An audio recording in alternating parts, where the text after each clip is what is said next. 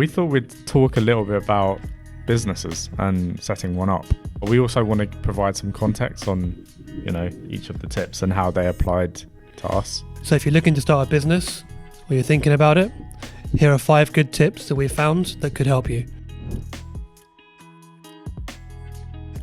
The first tip is to test your idea out before investing significant money. I think this tip speaks for itself. Many of the best business ideas can be started from your home office or a dining room table. Some businesses are extremely capital intensive, but in the early stages, most businesses can be managed in a lean manner. So you probably want to keep your costs down to begin with as much as you can. In our context, obviously tuition. Dining room table. That's how it started. Yeah. Think of any big company. Yeah, like Apple, a garage, yeah, Amazon, that dining room table, wasn't it? Or garage? I think initially, yeah, and then they expanded to just like a warehouse, and then obviously expanded to more warehouses and that kind of thing. Obviously, warehouses were it's quite a cheap way to run a business. Because it's not. Yeah, it depends what your business is. Like if your business is purely online, you just need you need a computer. But if you're building microchips and microprocessors, you need a foundry. Yeah. So you need a lot of money to start that up. So essentially, it depends on what type of business you're looking to start. Yeah. But yeah, start from home is what we'd say. Tip number 2 is to research your market very carefully. This will help you decide on your marketing strategy and your pricing. Yeah. You've got to understand where your business fits in the market and decide what type of business you want to run. And that also determines your pricing of your business. It also allows you to understand what types of customers you want to come to your business too. It also helps you to decide who your competition is, if any. If you think about the Red Sea, Blue Sea strategy, remember that? Yeah. You mean the Red Ocean thing? Yeah, the Red Ocean. Red Ocean, Blue Ocean, yeah. Yeah. So the Red Ocean is when you're essentially competing with hundreds of other companies and you're just competing on price. Blue Ocean is where you're not in competition in price, at least, with anybody else. So again, if we go back to Apple again, they're very much a Blue Ocean sort of company. They don't compete on price. They don't even compete on features within, between phones and. They sort of do, but I get what you mean. They don't rush into. They've got their own market in a way, and they've cornered that part. That's of their it. Market. You've got to carve out your own market. Yeah.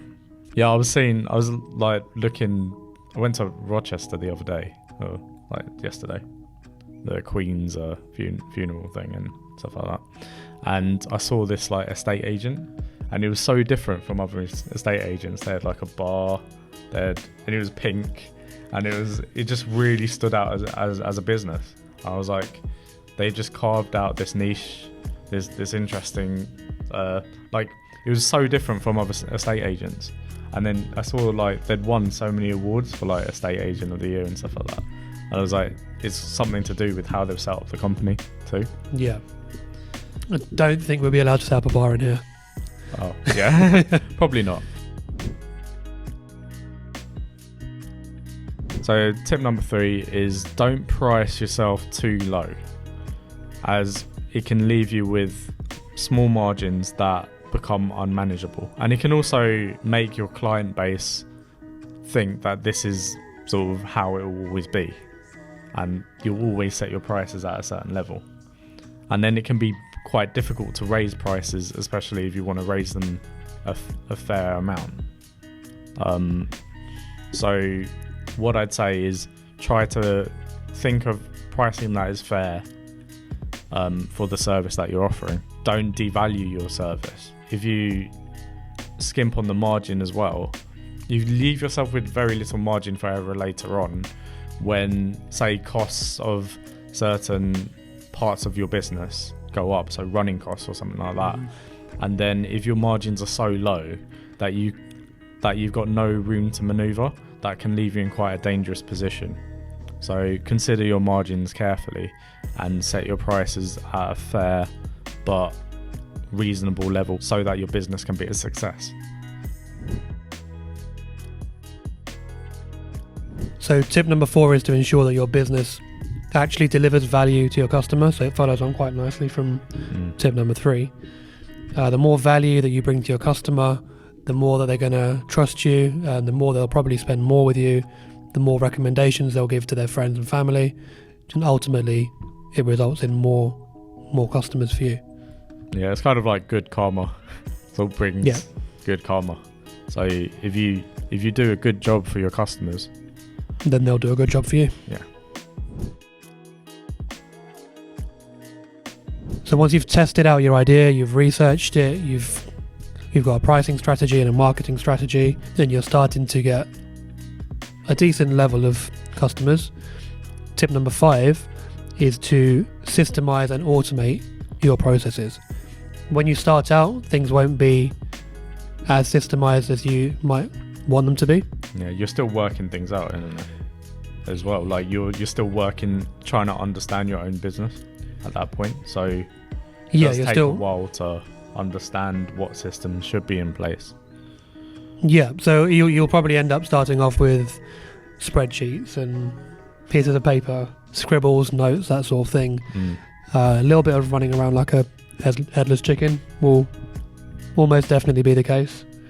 But once you're, a few years into it, you'll have some sort of capital to maybe spend on some software or an app or improve your website, depending on what your business is. Once you've figured out what your processes are and what it requires to run your business, you can systemize and essentially you can automate. So if this is done successfully, you're going to be moving away from endless admin, and it will allow you to scale. So it will allow you to focus your attention as a founder or director of the business on growth and things that require more of your attention that maybe other people in your business aren't able to do. That applies to considering the quality of your product. So you can reflect, you've got more time to reflect on that, and you've also got time to address customer concerns a bit more. Yeah. So customer care will improve, and overall the value of the business will go up. And if you are the only person in your business, then automating will essentially give you the same result or close to the same result as having somebody else on your team. So using a program like Zapier, for example, will help you to automate quicker. It links different applications together, and one thing on one application will trigger another thing to happen. So for example, if you connected up your website with a Google Sheet, you can have if a new customer signs up, it adds it to a spreadsheet. Or if you make a post on Facebook, it will automatically take it and post it onto Instagram.